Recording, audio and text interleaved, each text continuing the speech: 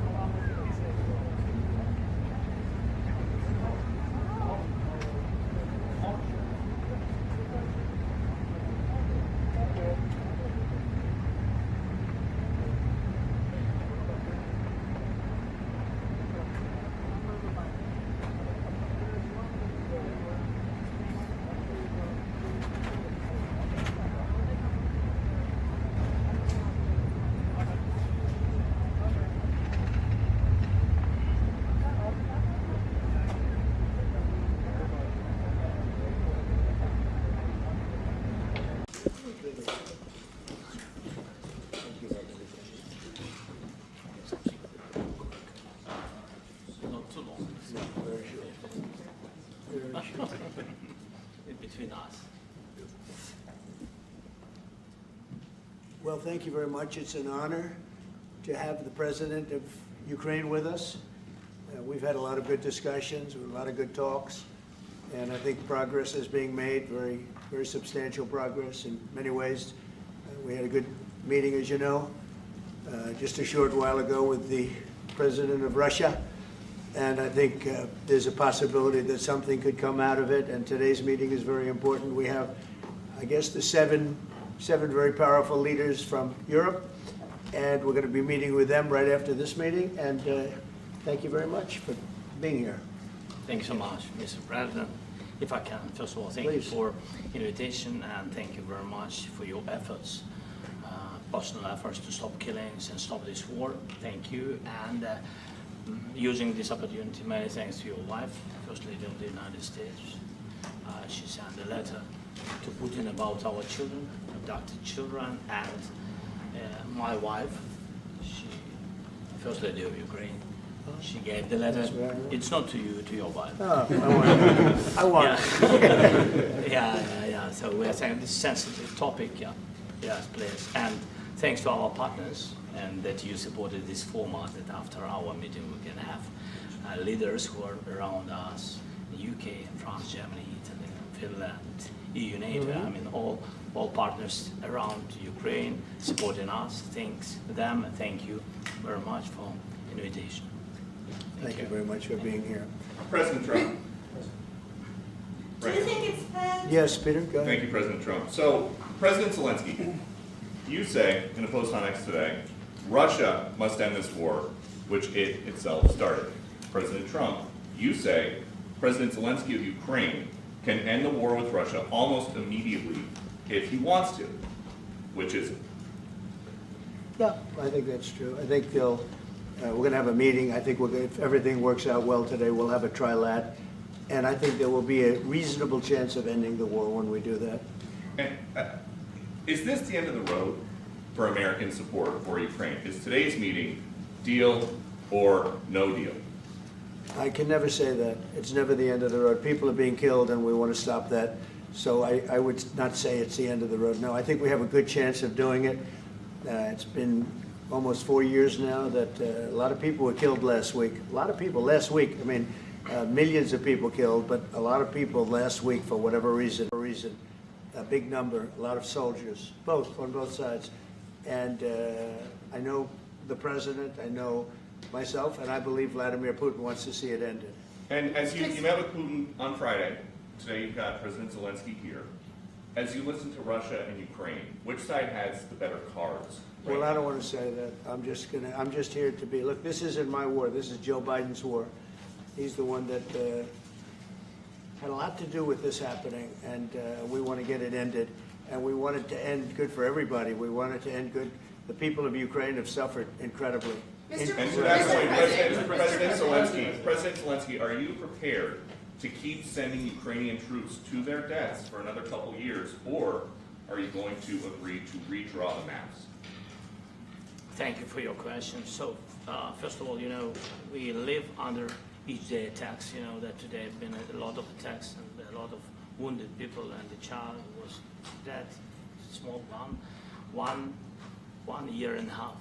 So we need to stop this war, to stop Russia, and we need support American and European partners. And we will do our best for this. So, and I think we show that we are strong people, and we supported the idea of the United States, personally of President Trump, to stop this war, to make a diplomatic way of finishing this war. And we are ready for trilateral, as President said. This is a good signal about trilateral. I think this is very good. Thank you. Mr. President,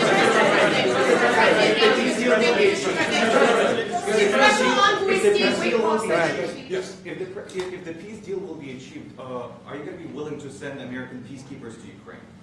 Well, we're going to work with Ukraine. We're going to work with everybody, and we're going to make sure that if there's peace, the peace is going to stay long-term. This is very long-term. We're not talking about a 2-year peace and then we end up in this mess again. We're going to make sure that everything's good. We'll work with Russia. We're going to work with Ukraine, and we're going to make sure it works. And I think if we can get to peace, it's going to work. I have no doubt about it. Your team has talked about security guarantees. Could that involve U.S. troops? Would you rule that out in the future? We'll let you know that maybe later today. We're meeting with 7 great leaders of great countries also, and we'll be talking about that. They'll all be involved, but there'll be a lot of help. When it comes to security, there's going to be a lot of help. It's going to be good. They are first line of defense because they're there. They're Europe, but we're going to help them out also. We'll be involved. Mr. President, Vladimir Putin mentioned that the war will not end without addressing the root causes of this war. Have you had an understanding what are the root causes of this war? Well, look, the war is going to end.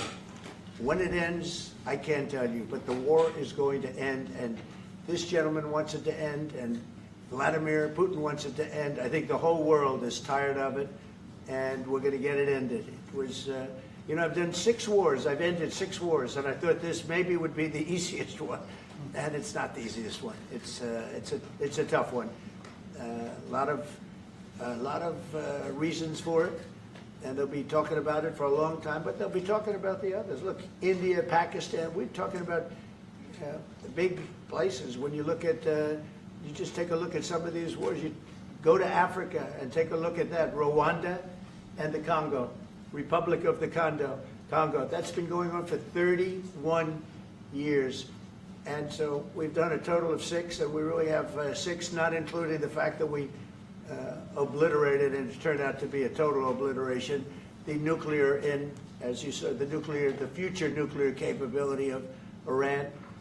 And this one, I think we're going to get solved also. I feel confident we're going to get it solved. Like guarantees or special envoy put forward. Thank you, Mr. President. Can you tell us about your conversations with European leaders and what they need to see to support an end to the war? Yeah, well, we're going to be meeting with a great representative group and 7 very powerful, very big countries and great people, all friends of mine and friends of yours. And we're going to have some suggestions made. They want to see peace. They would like to see peace. When did Russia? Go ahead, please. You said last In the night red, that- in the red. President Trump, do you think it's fair to, for Ukraine and for Russia to achieve a lasting and durable peace if Ukraine cedes its territories that Russia hasn't yet conquered? Do you think it's a fair peace for Ukraine? We're going to have a lasting peace. Just to answer the first part of your question, we're going to have a lasting peace. I hope it's going to be immediately. I hope it doesn't have to go on. And I think people of the whole world is going to be very happy when that's announced. Yeah, please. Mr. President, you posted on social media, Mr. President, a very touching letter from the First Lady, and the letter was hand-delivered to President Putin, and it calls for an end to the war, essentially, because of the children and the children's future. Why did the First Lady feel that letter was necessary? Was it because she believes that Mr. Putin is the aggressor in the war? Is a similar letter being hand-delivered to President Zelenskyy? So the First Lady felt very strongly. She's watched the same thing that you watch and that I watch. I see things that you don't get to see, and it's horrible.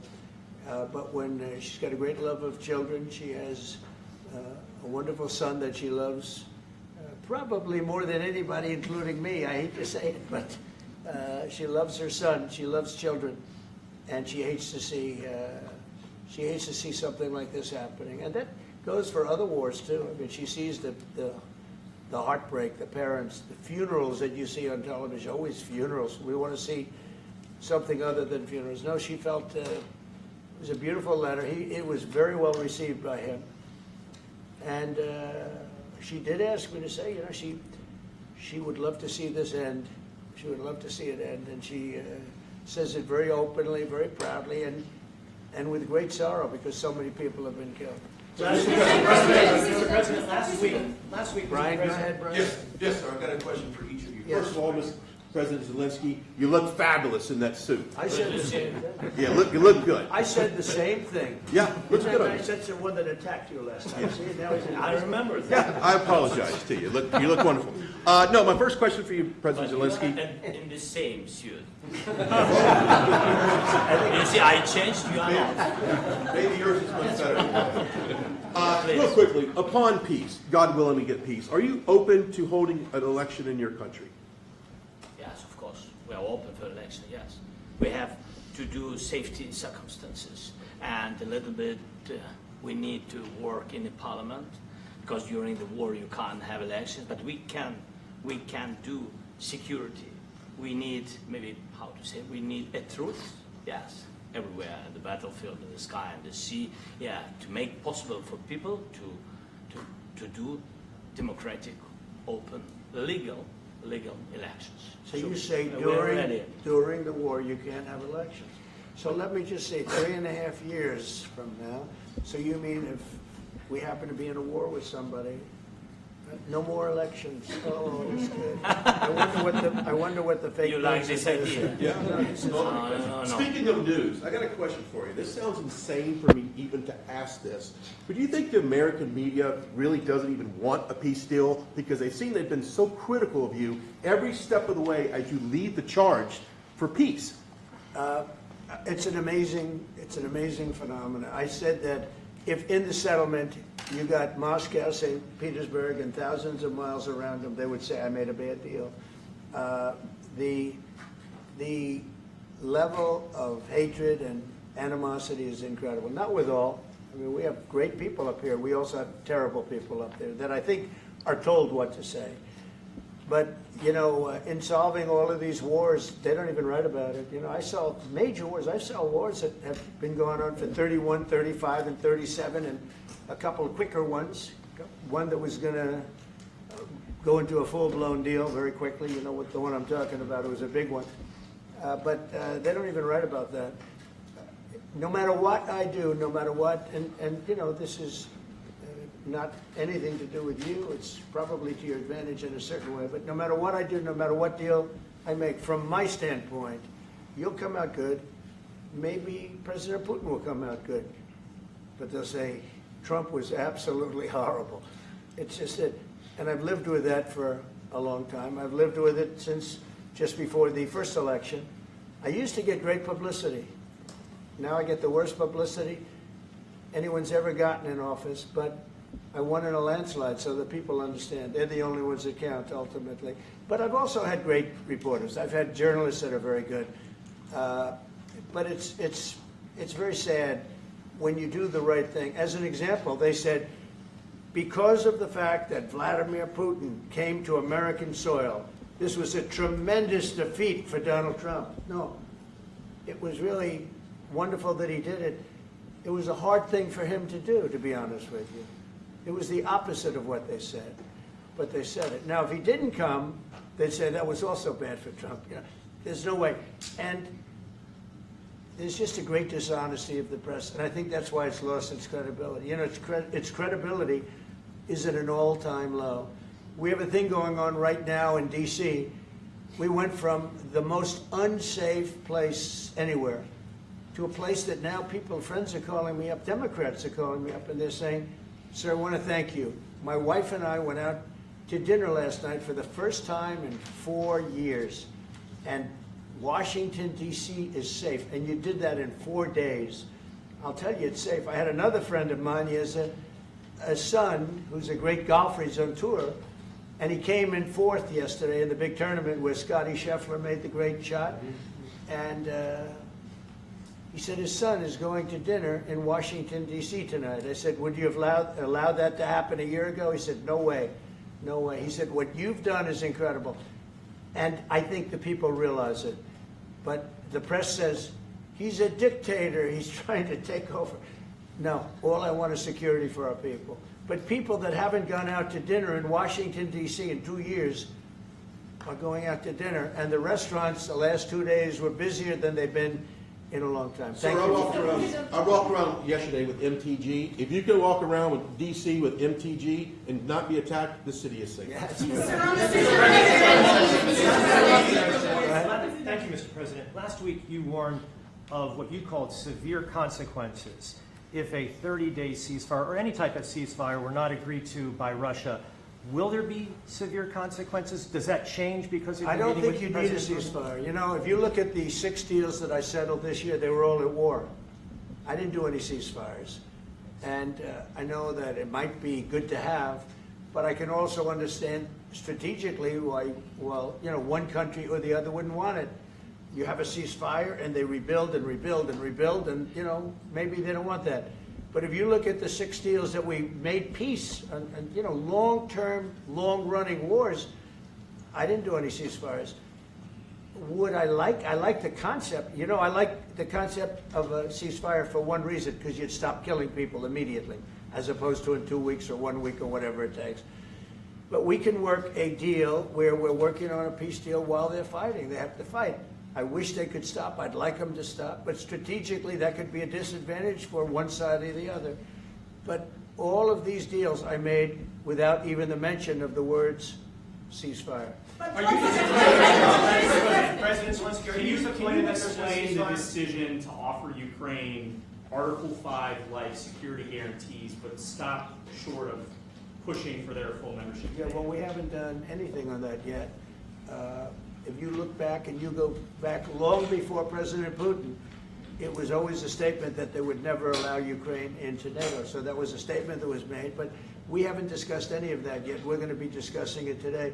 But we will give them very good protection, very good security. That's part of it. And the people that are waiting for us, they are I think they're very like-minded. They want to help out also. Thank you, President. Thank you, President Are you Trump. disappointed there's no The United ceasefire, Mr. States, President? the United States has already given hundreds of billions of dollars to this war effort in Ukraine. Biden.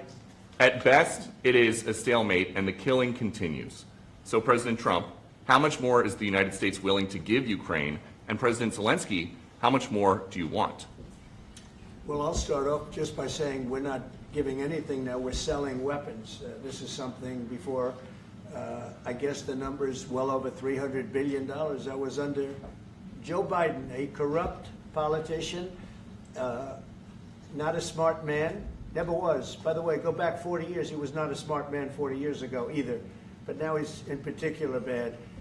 This was done by a corrupt administration that shouldn't have been in, and frankly, if the right results of the election were given, if I were president, this war would have never taken place, and he would have been very happy because he would have liked to have seen. I mean, they went through hell. He went through hell. This war would have never happened, and the people that were killed, a couple of million people, a lot of people with soldiers and everything else, and the people that have been displaced and forced into other areas and other countries because of what's happened, none of that would have happened. And I'm just saying that he was a horrible president, whether it was the borders or this. He was just a horrible, corrupt president. Mr. President, You want to I can. Thanks so much. So first of all, we have possibility now to buy weapon from the United States. We are thankful for this program and this opportunity. We are thankful for Europe. They pay for this. And through NATO program, for example, Pearl and etc., we have some programs where we can have some money to finance this. And this is a part, I think, it's not a part for the war and to defend us. It also will be a part for security guarantees, to strengthen our army, to rearm Ukrainian army. This is very, very important.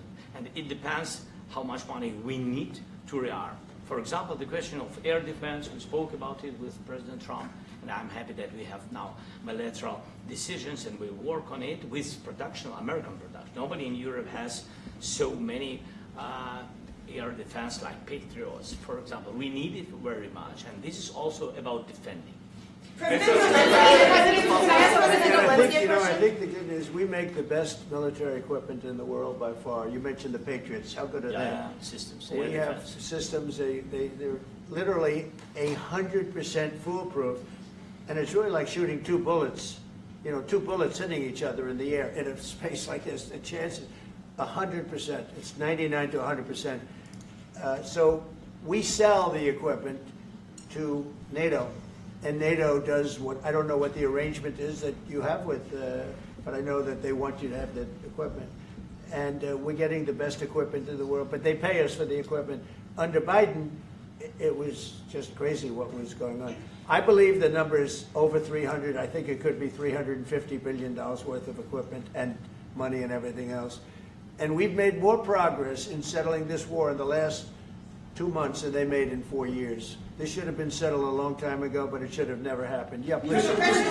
Real quickly, you pushed out on social media. All right, Brian, go first. You pushed out on social media about doing away with mail-in ballots and potentially electronic voting machines. Can you expand on that and how important Well, that's a very off-topic, just really quickly.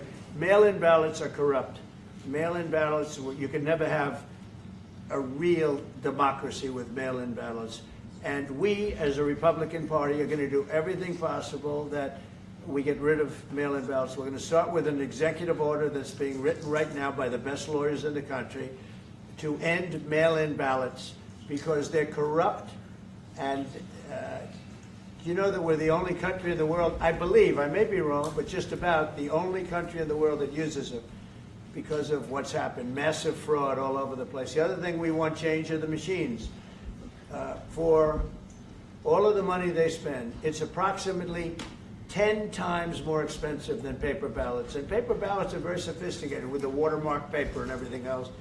We would get secure elections. We'd get much faster results. The machines, I mean, they say we're going to have the results in 2 weeks. With paper ballots, you have the results that night. Most people, but most people, many countries use paper ballots. It's the most secure form. So between paper ballots, very, very important, paper ballots, and I think maybe even more important, the mail-in voting. We're going to end mail-in voting. It's a fraud. If you have mail-in vote, even Jimmy Carter with this commission, they set it up. He said the one thing about mail-in voting, you will never have an honest election if you have mail-in. And it's time that the Republicans get tough and stop it, because the Democrats want it. It's the only way they can get elected. Because with men and women's sports and with transgender for everybody and open borders and all of the horrible things, and now the new thing is they love crime. They're fighting me on the fact that I've made Washington, D.C. safe. We're not going to get mugged, beaten up, or killed like all the people you've been watching get so badly hurt. I'm glad, I hate to take your time with this, but I'm glad you asked me that question. Sorry. We're going to stop mail-in ballots because it's corrupt. You know, when you go to a voting booth and you do it the right way and you go to a state that runs it properly, you go in, they even ask me. They asked me for my license plate, for identity. I said, I don't know if I have it. They said, sir, you have to have it. I was very impressed, actually. But it's very hard to cheat with mail-in voting. As you know what happens in California, it's so corrupt, where some people get 5, 6, 7 ballots delivered to them. Now, we got to stop mail-in voting, and the Republicans have to lead the charge. The Democrats want it because they have horrible policy. If you have mail-in voting, you're not going to have many Democrats get elected. That's bigger than anything having to do with redistricting, believe me. And the Republicans have to get smart. We're not going to have a country. I said for a long time at rallies, you need borders and you need free and fair elections. Those two things, otherwise you don't have. We have strong borders now. In 90 days, Mr. President, we didn't have 1, 0, 0, and 3 months. Not one person came in illegally into our country. In fact, even I find that hard to believe, but it's run by a little bit of a liberal group that put out the numbers, so I guess it's, but 0, 0, and 0. You go back a year ago, 2 years ago, 3, millions of people poured into our country. It was terrible. Thank you very much. President Zelenskyy, what security guarantees do you need from President Trump to be able to make a deal? Is it American troops, intelligence, equipment? What is it? Everything. And really, it includes 2 parts. First, strong Ukrainian army. That's what I began to discuss with your colleagues. And it's a lot about weapon and people and training missions and intelligence. And second, we will discuss with our partners. It depends on the big countries, on the United States, on a lot of our friends. And Mr. President, are you willing to commit American troops to that NATO-like protection in order to get President Zelenskyy to a deal today? Well, I don't know if you define it that way, but NATO-like, I mean, we're going to give, we have people waiting in another room right now. They're all here from Europe, biggest people in Europe, and they want to give protection. They feel very strongly about it, and we'll help them out with that. I think it's very important. I think it's very important to get the deal done. You've been involved with the peacekeeping in Ukraine since your first day in the administration. What would you say to the Ukrainian people right now who are suffering under the Russian attacks and hoping that the American people will stand with them? Well, I know Ukrainian people. I've known many over the years. They're great people. They're smart. They're energetic. They love their country. I mean, they love their country, and we want to get this war ended. That's all I can do. I love the Ukrainian people, but I love all people. I love the Russian people. I love them all. I want to get the war stopped. Very important. Mr. President, was there any aspect of your discussion with Vladimir Putin that left you disappointed? Look, we just spoke to, I was just telling the President, I just spoke to President Putin indirectly, and we're going to have a phone call right after these meetings today. And we may or may not have a trilat. If we don't have a trilat, then the fighting continues.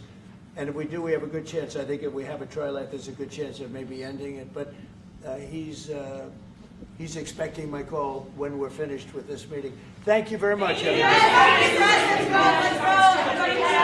go, guys.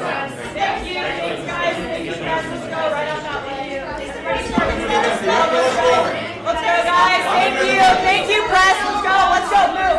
Come on, guys. Let's go. Thank you, guys. Thank you, press. Thank you. Keep moving. Thank you, guys. Keep moving. Thanks, guys. Keep going. Keep going.